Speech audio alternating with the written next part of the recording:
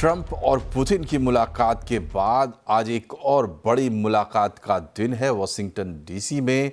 आज यूक्रेन के राष्ट्रपति जेलेंस्की और अमेरिका के राष्ट्रपति डोनाल्ड ट्रंप की यूरोपीय नेताओं की मौजूदगी में आमने सामने बैठक होगी। इस बीच ट्रंप से मुलाकात के बाद आज रूस के राष्ट्रपति पुतिन ने पीएम मोदी से फ़ोन पर बात की है।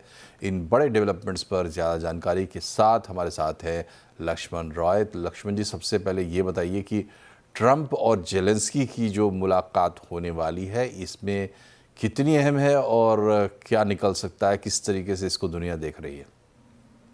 देखिए, ट्रंप और जेलेंस्की के बीच में जो मुलाकात होनी है, दरअसल ये कह सकते हैं कि पूरी दुनिया में अस्थिरता जो मची हुई है उसके लिहाज से इसको काफ़ी महत्वपूर्ण माना जा रहा है।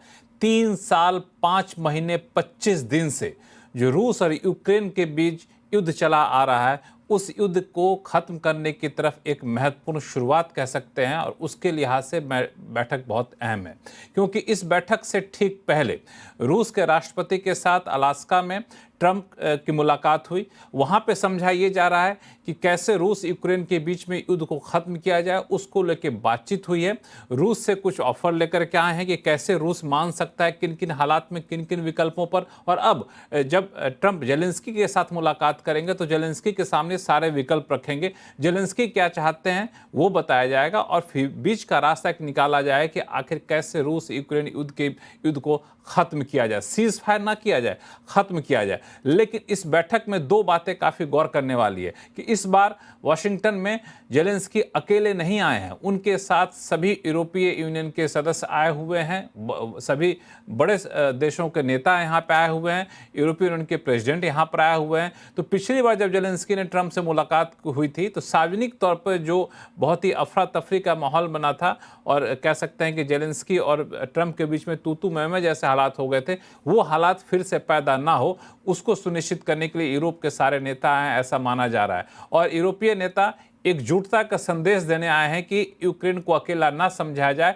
इसलिए जो भी समझौता हो, जो भी शांति वार्ता हो, उसमें यूक्रेन की बात भी उतनी ही सुनी जाए। हालांकि इसमें पहले से ही ट्रंप ने सोशल मीडिया ट्रूथ पे ये बात कह करके थोड़े से कह सकते हैं कि यूक्रेन को बैकफुट पर लाने की कोशिश की है। जब इन्होंने कहा कि नाटो में शामिल होने की बात नहीं उठती, जो रूस मांग रहा है क्रीमिया का अधिकार उसको स्वीकार करना होगा, तो इस तरह की बातें कह करके एक तरह से कहें कि पहले से एक संदेश दे चुके हैं कि रूस कई सारी बातें जो कहता आ रहा है उसको स्वीकार करना पड़ सकता है जेलेंस्की को। और उन्होंने ये भी कहा कि युद्ध खत्म करना चाहे जेलेंस्की तो तुरंत युद्ध को खत्म कर सकते हैं, यानी अब सारा दारोमदार जेलेंस्की पर है। ये बात कह के ट्रंप ने एक तरीके से यूक्रेन पर दबाव बनाने की कोशिश की है ताकि रूस की बात शायद मानी जाए। यहाँ पर जेलेंस्की को देखना हुआ है किस तरह से अपनी बातों पर अडिग रहते हैं, क्योंकि वो अपनी संप्रभुता से किसी भी तरह से कोई समझौता करने को तैयार अब तक नहीं दिखे हैं। लक्ष्मण जी, पुतिन ने कॉल किया पीएम मोदी को, ये कितना इंपॉर्टेंट, क्या बात हुई? देखिए, ये कॉल आना अपने आप में कह सकते हैं कि आमतौर पे ऐसा देखने को मिलता नहीं है अंतर्राष्ट्रीय स्तर पे डिप्लोमेसी में।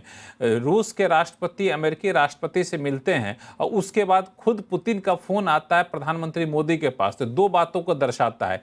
एक कि भारत की अहमियत इस पूरे मामले में काफ़ी ज़्यादा है और इस वजह से पुतिन ने फ़ोन करके सारी जानकारी दी मोदी को कि क्या क्या अलास्का में क्या क्या बातचीत हुई, किन किन हालात पर बातचीत हुई। और उस बातचीत के फ़ोन पर बातचीत के दौरान प्रधानमंत्री ने साफ तौर से कह दिया कि वो शांति के समर्थक हैं और रूस के साथ अपने नज़दीकियाँ बनाए रखेंगे, संबंध बनाए रखेंगे। अलग अलग क्षेत्रों में जो रूस के साथ कारोबार है, करार है, उसको और प्रगाढ़ बनाते रहेंगे। तो ये इस बात की ओर दर्शाता है कि दरअसल भारत के ऊपर जो एडिशनल टैरिफ लगाने की बात ट्रंप कर रहे हैं उसके पीछे रूस का हवाला दिया जा रहा था कि आप रूस से कारोबार करते हैं, रूस से तेल खरीदते हैं, इस वजह से हम आप पे सैंक्शन लगा रहे हैं, इस वजह से हम आपके दुगुना टैरिफ कर रहे हैं, 25% एडिशनल टैरिफ लगा रहे हैं। और ऐसे में ट्रंप और पुतिन के मुलाकात के बाद पुतिन का फ़ोन किया जाना प्रधानमंत्री मोदी को, इस लिहाज से भी देखा जा सकता है कि शायद रूस की वजह से भारत को जो एडिशनल टैरिफ का खमियाजा भुगतना पड़ता है यूएस से, वहाँ पे शायद नरमी देखने को मिला। हालांकि इस बारे में कोई खुलासा औपचारिक तौर से नहीं किया गया है और ट्रंप एडमिनिस्ट्रेशन की तरफ से भी संदेश दिया गया था कि आने वाले दिनों में हो सकता है कुछ दिन के लिए और सोचे। तो शायद इस फ़ोन कॉल के बाद ये माना जा सकता है कि शायद रूस की वजह से जो 25% एडिशनल ड्यूटी लग रही थी उसमें रियायत के संकेत देखने को मिले। लेकिन ये फ़ोन कॉल आना अपने आप में एक बड़ी बात है, एक कह सकते हैं सकारात्मक संदेश है। बहुत बहुत शुक्रिया लक्ष्मण जी। और इधर चीन के विदेश मंत्री वांग यी 2 दिन के लिए भारत दौरे पर आ गए हैं, पहुंच गए। वांग यी ने विदेश मंत्री एस जयशंकर से मुलाकात भी की। वो राष्ट्रीय सुरक्षा सलाहकार अजित डोवाल से भी मुलाकात करेंगे। वांग यी की कल प्रधानमंत्री नरेंद्र मोदी से मुलाकात होगी। गलवान झड़प के बाद ये उनकी दूसरी भारत यात्रा है, जो रिश्तों को सामान्य करने की दिशा में एक बड़ा कदम माना जा रहा है। चीनी विदेश मंत्री ने बातचीत में कहा है कि ये महत्वपूर्ण है कि सीमा पर तनाव कम होता रहे। दोनों देशों ने कई चुनौतियां देखी हैं। हमारे रिश्ते बेहतर बन सकते हैं, लेकिन दोनों देशों को एक साथ आगे बढ़ना होगा। वहीं जयशंकर ने कहा है कि हमारे लिए आतंकवाद के खिलाफ लड़ाई प्रमुख प्राथमिकता है। Having seen a difficult period in our relationship, Excellency, our two nations now seek to move ahead. This requires a candid and constructive approach from both sides. In that endeavor, we must be guided by the three mutuals: mutual respect, mutual sensitivity, and mutual interest. Differences must not become disputes, nor competition, conflict. The fight against terrorism in all its forms and manifestations is another major priority. I look forward to our exchange of views. तो आज की रात बड़ी important है geopolitics के लिहाज से, और इस पर बातचीत करने के लिए हमारे साथ पूर्व डिप्लोमेट अनिल त्रिगुनाथ जी जुड़ गए हैं। आपका बहुत बहुत स्वागत है त्रिगुनाथ जी। ये बताइए, पहला सवाल तो उसी मुलाकात पे है। ट्रंप ने जो चिट्ठा बाहर दिखाया है कि क्राइमिया पर कोई समझौता नहीं और नेटो में शामिल होने का मौका नहीं, तो लगता है जैसे ये तो फिर युद्ध हो क्यों रहा था।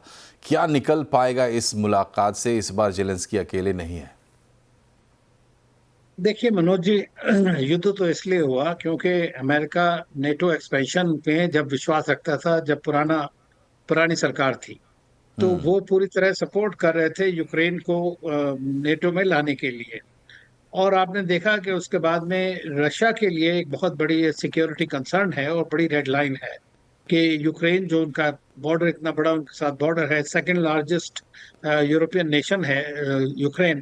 तो आप समझ लीजिए कि नेटो जो उनके साथ में कॉन्फ्लिक्ट में रहती है, हमेशा कंपटीशन में रहती है, वो उनके बॉर्डर पे आ जाएगा और वहां पे पूरे नेटो आर्म्स एमुनिशन। तो रशिया के सिक्योरिटी कंसर्न्स थे ही उस बारे में, और इसी कारण से ये युद्ध आगे बढ़ा है।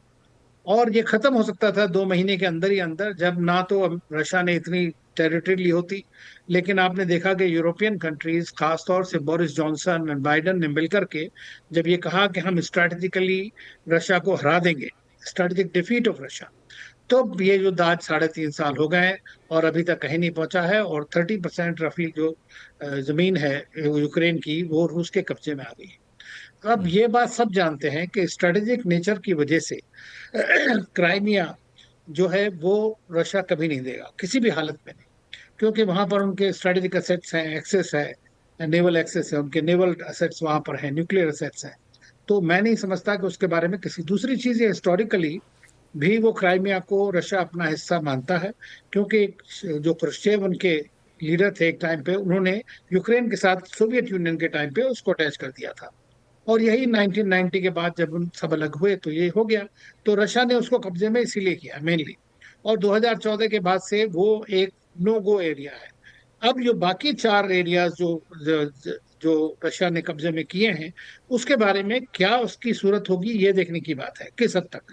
तो जब वो बात हो रही है कि किसी ना किसी तरह से कोई आप यूक्रेन में नेटो में नहीं आएगा, नंबर 1, और यूक्रेन को कोई सिक्योरिटी गारंटीज चाहिए। अगर नेटो में नहीं है तो क्या सिक्योरिटी गारंटी हो सकती है। और मैंने जो जहां तक पढ़ा है, सुना है, उसके लिहाज से प्रेसिडेंट पुतिन तैयार हैं कि अमेरिका और यूरोपियन कंट्रीज जो हैं वो उनको एक गारंटी दें, सिक्योरिटी गारंटी इसराइल को, यूक्रेन को दें। और रशिया भी ये अंडरटेकिंग लेगा कि ये दोबारा कभी इनके ऊपर अटैक नहीं करेगा। तो अब कंडीशंस होती हैं, उसके हिसाब से चीजें बदलती रहती हैं। वैसे तो हमने देखा कि बुडापेस्ट मेमोरेंडम में उनको एक्सपर्ट, यूक्रेन के पास न्यूक्लियर वेपन्स भी होते थे और उन्होंने गिव अप किए इसीलिए। तो ये सिचुएशन जो है अभी हम देख रहे हैं कि काफी हद तक जो है आज देखिए आज की क्या बात होती है, और वो यूरोपियन नेताओं को साथ लेकर के आ रहे हैं बात करने के लिए, क्योंकि यूरोपियंस भी इन्वॉल्व हैं पूरी तरह से इसमें। लेकिन प्रेसिडेंट ट्रंप का जो सीधा है कि अगर प्रेसिडेंट ट्रंप या अमेरिका सपोर्ट नहीं करता है यूक्रेन को, तो आप समझ लीजिए कि वो युद्ध आगे बढ़ नहीं सकता है किसी भी तरह। और इसीलिए ठीक है। वो एक इस तरह की वो मांगेंगे कि थोड़ा बैलेंस्ड टाइप का कोई भी जजमेंट हो, जो जो भी जी जी। एग्रीमेंट होता है दोनों तरफ से, वो इस तरह होना चाहिए। तो ट्रंप अपना वेट लगाएंगे इस युद्ध को रोकने के लिए। लेकिन त्रिगुनाथ साहब, एक और डेवलपमेंट है कि इधर एक तो ये है कि पुतिन ने कॉल किया मोदी जी को, इस सिचुएशन में कॉल किया, तो पता नहीं क्या बात हुई, क्या आप अनुमान लगाते। दूसरी बात ये है चाइनीज़ फॉरेन मिनिस्टर हमारे यहाँ आए हुए हैं, तो रसिया, चाइना, इंडिया, ये रसिया को अगर आप वहाँ से उस युद्ध से अलग करके देखें तभी भी, तो ये क्या चल रहा है, ये चाइनीज़ जो हमारे नज़दीक आ रहे हैं एक तरह से, या आप कहें कि थोड़ा सा दिल खोल रहे हैं हम भी वो भी, ये क्या हो रहा है? देखिए ऐसा मनोज जी, एक तो बात मैं इससे पहले केस पे आऊं, मैं एक बात और कहना चाहता हूं कि अमेरिका और रशिया के संबंध भी जो है बड़े इंपॉर्टेंट थे वहां पे। जो डिस्कशन हुए वो यूक्रेन वॉर तो अलग बात है, लेकिन मेनली जो पुतिन के जाने का मकसद असली उनका ये था कि किस तरह से रूस और अमेरिका के संबंध सुधराएं। दूसरी चीज, जहां तक रशिया और इंडिया की बात है और प्रधानमंत्री मोदी से प्रेसिडेंट पुतिन की बात है, तो मैं ये कहूंगा कि जब ये अलास्का जाने की बात हुई थी, उससे पहले भी प्राइम मिनिस्टर मोदी की और प्रेसिडेंट पुतिन की बात हुई थी, और उन्होंने बताया था कि किस तरह के डिस्कशंस हुए हैं, और आने के बाद में अब उन्होंने ये ब्रीफ भी किया है। दूसरी चीज ये है कि आप जानते हैं कि हमारा एक स्पेशल प्रिविलेज स्ट्रेटेजिक पार्टनरशिप है, और अमेरिका ने अननेसेसरीली भारत को इम्प्लीकेट करके उसमें कि रशियन ऑयल खरीद रहे हैं, ये वो कर रहे हैं, तो हमारा इंटरेस्ट है। अभी प्रधानमंत्री मोदी ने अभी जेलेंस्की से भी बात की, जैसा आपने देखा। तो भारत शुरू से ही ये शांति का पक्षधर है, डायलॉग डिप्लोमेसी की बात करता है। प्रधानमंत्री मोदी ने पुतिन को भी कहा कि this is not an era of war. तो वो जानते हैं कि हमारे रिश्ते कितने अच्छे रूस के साथ हैं, तो रूस ट्रस्ट करता है, ट्रस्टेड टाइम टेस्टेड रिलेशनशिप है, इसलिए ओपन हार्टेडली बात होती है। दूसरी चीज, प्रेसिडेंट पुतिन इंडिया भी आएंगे इस बार समिट के लिए, और अभी अगले हफ्ते में हम देखेंगे कि डॉक्टर जयशंकर फिर जा रहे हैं वहां बात करने के लिए, एनएसए गए थे। इसी तरह चीन में भी, जो चीन इस बार जो है शंघाई कोऑपरेशन ऑर्गेनाइजेशन का नेतृत्व कर रहा है, वो होस्ट करेंगे समिट जिसमें प्रधानमंत्री मोदी जाएंगे। लेकिन एससीओ समिट तो अपनी जगह है। सबसे बड़ी बात यह है कि इस समिट के रनअप में हमने देखा है कि अब प्रधानमंत्री मोदी और शी जिनपिंग की जब मुलाकात कजान में हुई, और उसके बाद से दोनों देशों की तरफ से काफी कोशिशें हुई हैं कि किस तरह से एक तरह का खाका खींचा जाए, जो कि पॉजिटिव हो, पॉजिटिव मोमेंटम रिलेशनशिप के बीच में आए। तो चीन भी इस वक्त जानता है कि वो भी भारत के साथ अच्छे ताल्लुकात चाहता है, और मैं समझता हूँ जिस तरह के चेंजेस आ रहे हैं उसमें हम ये देखेंगे कि दोनों साइड ही गिव एंड टेक करेंगी इसके बारे में, ताकि एक तरह से, और जैसा हमारे विदेश मंत्री ने कहा, डॉक्टर जयशंकर ने अभी, कि भाई 3 M's जो है सबसे इंपॉर्टेंट है किसी भी रिलेशनशिप के लिए, खास तौर से भारत और चीन के रिलेशनशिप पे। वो है mutual respect, mutual interest and mutual sensitivity. जहां तक आरआईसी की बात है, तो मैं समझता हूं कि आरआईसी तो 2000 में रशिया के प्रधानमंत्री जो थे प्रेमाकोव, उन्होंने शुरू किया था, उसके बाद से काफी आगे बढ़ा है। लेकिन आरआईसी किस हद तक आगे बढ़ेगा ये दूसरी बात है। लेकिन ट्राइलेटरली हम ब्रिक्स के बीच में भी बात कर सकते हैं, कहीं और भी कर सकते हैं, और ये एक अच्छा, मैं समझता हूं कि एक ऐसा प्लेटफॉर्म है जिसके अंदर तीनों देश मिलकर के जो जी चेंजिंग ग्लोबल ऑर्डर है उसके बारे में बातचीत कर सकते हैं। जी। चलिए, तो ये जो डेवलपमेंट्स हो रहे हैं, और त्रिगुनाथ साहब आप जो बातचीत आपने की उसके हिसाब से थोड़ा पॉजिटिव वाइब्स तो ज़रूर दिख रहे हैं, जो हम देख रहे हैं लंबे समय से 2-3 साल से कि चल रहा है दुनिया में, शायद उसमें कुछ सुधार आए। बहुत बहुत शुक्रिया आपका हमसे जुड़ने के लिए। और फिलहाल हम यहाँ एक छोटे से ब्रेक के लिए रुक रहे हैं, लेकिन खबरें भी और भी हैं, बने रहिए हमारे साथ।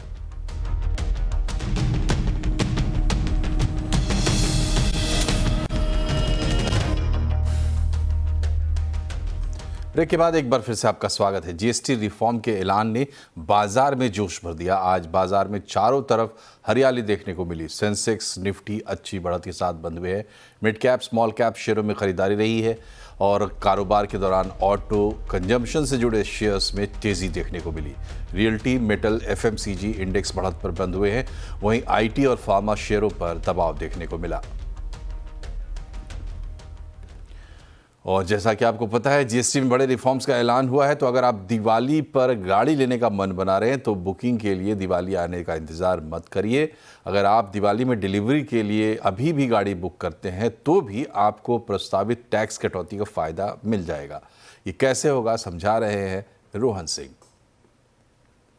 जी, ये सवाल बहुत सारे लोगों के मन में है, गाड़ी की बुकिंग अभी करें या इसके लिए दिवाली का इंतजार करें जब प्रस्तावित टैक्स कटौती का फायदा मिल सके। तो इस मामले में हमने बहुत सारे एक्सपर्ट से बात की और सबकी जो सलाह है वो यही है कि गाड़ी की बुकिंग के लिए दिवाली का इंतजार ना करें। गाड़ी की बुकिंग आप अभी कर सकते हैं, भले ही इसकी जो डिलीवरी है और जो फाइनल पेमेंट है वो आप डिलीवरी जो दिवाली के बाद है वो ले सकते हैं। इसके पीछे कारण ये है कि आपकी गाड़ी की खरीद पे जो टैक्स का कैलकुलेशन होगा वो फाइनल सेल के टाइम पे होगा, ना कि बुकिंग के समय पे। और जो बुकिंग डॉक्यूमेंट होगा उसमें ये साफ तौर पे मेंशन रहता है कि जो आखिरी कीमत है वो सब्जेक्ट टू चेंज है। जिस तरीके से टैक्स बढ़ता या घटता है उसका असर पड़ेगा आखिरी कीमत पर। और इस केस में आपकी अगर कीमत घटती है, अगर जो जीएसटी है वो घटता है, तो इसका फायदा आप ले सकते हैं अगर आप फाइनल पेमेंट दिवाली के बाद करते हैं। जो प्रस्ताव है उसके मुताबिक जो छोटी गाड़ियां हैं, जो सामान्य गाड़ियां हैं, उसमें अभी 28% जीएसटी लगती है और 1 से 3% का सेस लगता है।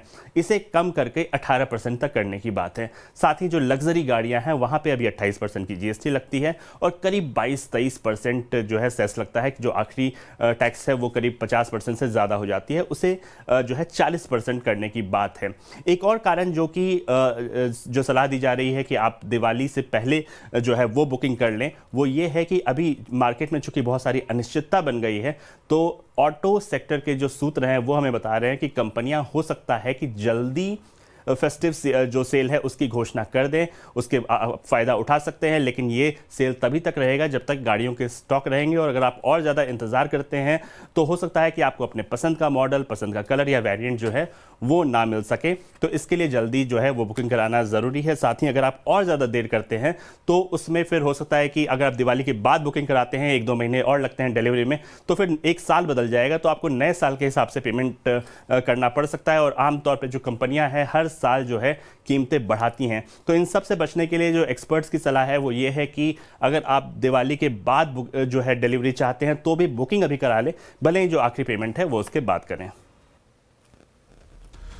इस बार स्वतंत्रता दिवस पर प्रधानमंत्री ने next generation reform, GST, Diwali gift और आत्मनिर्भरता को लेकर बड़े ऐलान किए हैं। तो भारत की इकोनॉमी इसके लिए कितनी तैयार है? आवाज अड्डा में आज इसी पर होगी बड़ी चर्चा, शाम 7:57 पर। आज एयरटेल की यूजर्स को कुछ घंटों तक मोबाइल नेटवर्क को लेकर समस्याओं का सामना करना पड़ा। भारतीय एयरटेल के नेटवर्क में आउटेज होने को देखने को मिला है और ये आउटेज करीब 2 घंटे तक चला। हजारों लोगों ने डाउन डिटेक्टर पर इसकी शिकायत भी की। लोगों को कॉल करने में, एसएमएस भेजने में और इंटरनेट का इस्तेमाल करने में दिक्कत का सामना करना पड़ रहा था। इसके चलते सोशल मीडिया, ऑनलाइन पेमेंट और दूसरी डिजिटल सर्विसेज का इस्तेमाल करने में यूजर्स को परेशानी हुई। हालांकि एयरटेल ने मामले को सुलझा लिया है, लेकिन आउटेज होने का कंपनी ने कोई कारण नहीं बताया है। आमतौर पर सोने के पीछे पीछे चांदी का नाम लिया जाता है, लेकिन फिलहाल चांदी सोने से ज़्यादा चमक रही है। सिल्वर के दाम लगातार क्यों बढ़ रहे हैं और आगे कैसी रहेगी चाल, जानने की कोशिश की हमारे संवाददाता केतन जोशी ने। अभी ज्वेलरी शोरूम में सोने से ज्यादा चांदी के सेक्शन में भीड़ देखने को मिल रही है। आज की तारीख में जीएसटी और मेकिंग चार्ज मिला के 10 ग्राम सोना 1,05,000 का पड़ रहा है, तो 1 किलो चांदी के दाम हो गए हैं 1,20,000 रुपए। पिछले 3 महीने में दोनों धातु के दाम में अमूमन 19-20% बढ़ोतरी हुई है। खरीदार और बेचने वालों को भविष्य में सोने से ज्यादा रिटर्न चांदी में दिख रहा है। मुझे लगता है कि सिल्वर की price as compare to gold बढ़ सकते हैं और सिल्वर का इस्तेमाल इंडस्ट्री में भी होता है apart from the jewellery, so that's why I think silver gonna rise. 80 से 1 लाख तक के रेट में लोग इतने इच्छुक नहीं थे। जैसे 1 लाख का रेट क्रॉस किया, लोगों ने अपनी खरीदारी थोड़ी अग्रेसिव बनाई, ऐसा माहौल बना हुआ है। असल में चांदी का इस्तेमाल सिर्फ ज्वेलरी तक सीमित नहीं है। सेमीकंडक्टर, एआई और सोलर इंडस्ट्री में सिल्वर का इस्तेमाल लगातार बढ़ रहा है। एशियन देशों में भी चांदी की खरीदारी बढ़ रही है। ये जो न्यू एज इकोनॉमी जिसको हम कहते हैं, सेमीकंडक्टर्स, एआई, सोलार, उसमें भी और इलेक्ट्रॉनिक्स में भी चांदी का खपत काफ़ी बढ़ रहा है, तो उसके हिसाब से भी इसका अभी जो price momentum as well as demand momentum दोनों में अच्छा रिवाइवल है। कुल मिलाकर अभी और आगे जो परिदृश्य नजर आ रहा है उसमें मिडिल क्लास को निवेश और बचत के लिहाज से चांदी को ज्यादा तवज्जो देखने को मिल रही है। चांदी अगर यहाँ से सस्ती होती है तो खरीदारी में और बढ़ोतरी होगी, और अगर दुनिया में कहीं पर भी युद्ध जैसे हालात हुए तो दाम और बढ़ सकते हैं। केतन जोशी, अहमदाबाद। आज मुंबई में मूसलाधार बारिश ने जनजीवन अस्त व्यस्त कर दिया। मुंबई में जगह जगह सड़कों पर पानी का सैलाब दिखा। तेज बारिश के कारण कई जगह ट्रैफिक जाम देखने को मिला। लोगों को आने जाने में परेशानियों का सामना करना पड़ा। विले पार्ले से लेकर सायन के गांधी मार्केट तक जगह जगह गाड़ियां फंसी हुई नजर आई। रेलवे ट्रैक पर पानी भरने से लोकल ट्रेनों में भी देरी देखने को मिली। इधर कुर्ला, सायन, किंग सर्कल, हिंदमाता, अंधेरी, परेल में कुछ जगह घुटनों तक पानी जमा हो गया। बारिश के कारण अंधेरी सबवे को बंद करना पड़ा। मौसम विभाग ने मुंबई में कल तक भारी बारिश का रेड अलर्ट जारी किया है। मुंबई के सभी स्कूल और कॉलेज भारी बारिश के कारण बंद कर दिए गए हैं। और इसके साथ बुलेटिन में फिलहाल इतना ही, लेकिन यहाँ खबरों का सिलसिला लगातार जारी है। आप भी अपडेट रहिए और जुड़े रहिए CNBC आवाज़ से हमारे सोशल मीडिया हैंडल्स के जरिए। नमस्कार।